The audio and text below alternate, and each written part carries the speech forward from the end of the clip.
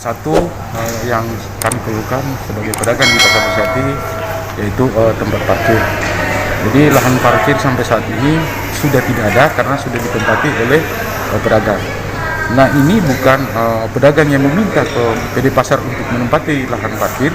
Ini PD Pasar yang kasih ke pedagang dan itu ada pembayaran tersendiri. Jadi itu yang dibangun oleh PD Pasar sampai saat ini itu ada sekitar 145 lapak dan ini dibayar oleh pedagang. Itu dibayar sebesar 15 juta dan juga 15 juta itu pedagang itu memang kalau diukur dengan pendapatan mereka tidak mampu untuk membayar 15 juta itu. Nah, di sini ada pihak yang menalangi dana-dana ini. Jadi dia yang store ke PD Pasar, kemudian ini pihak kedua ini yang menagih setiap hari dengan yang 15 juta tadinya dipatok oleh PD Pasar. Nah, ini akan dibayar per hari ke pihak kedua itu sampai 18 juta per satu lapak. Jadi ada bunganya, ada plus bunganya sekitar 3 juta per satu lapak. Jadi itu salah satu juga orang pengeluhan di Pasar Bersihati. Nah, kemudian ini juga aturan-aturan yang sekarang pedagang itu tidak memegang aturan yang baku, Pak. Jadi aturannya itu kalau toh itu pembayaran retribusi, dia harus pakai aturan Perda atau Perdis. Karena sampai saat ini tidak tahu pedagang itu memegang aturan Perda atau Perdis. Nah, di Perda itu ada 4.000 per meter, di Perdisnya ada 6.000 per meter.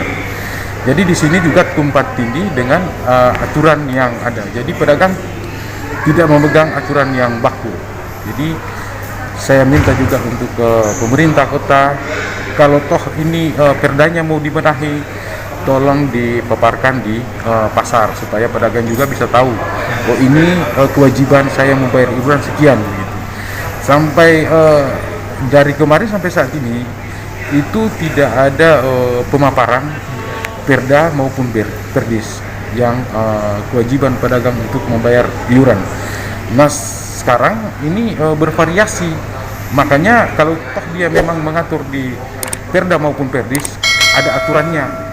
Jadi kalau dia dihitung dari Perdisnya itu 6.000 per meter, nah yang menempati lapak itu misalnya 2 kali 1 meter itu ada tagihannya bervariasi. Nah, saya tahu kalau memang dia mengatur aturan tidak ada bervariasi walaupun dia menempati lapak-lapak yang tertentu, misalnya yang strategis misalnya. Jadi ini yang salah satu keluhan para pedagang yang berjualan di Pasar Bersihati itu salah satu gambaran buat untuk pemerintah.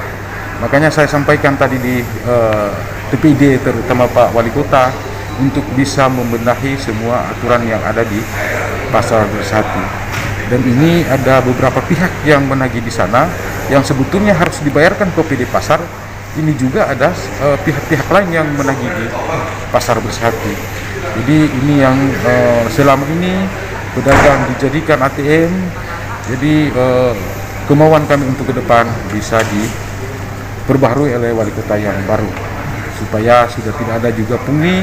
Yang terutama kami minta ke pemerintah yang saat ini supaya pembayaran retribusi jangan perlu lagi ditagih itu karena mereka tidak membawa karcis. Kami mau pakai kris supaya pedagang bersama penagih retribusi itu tidak bersentuhan dengan masalah uang. Ya, itu aja dulu.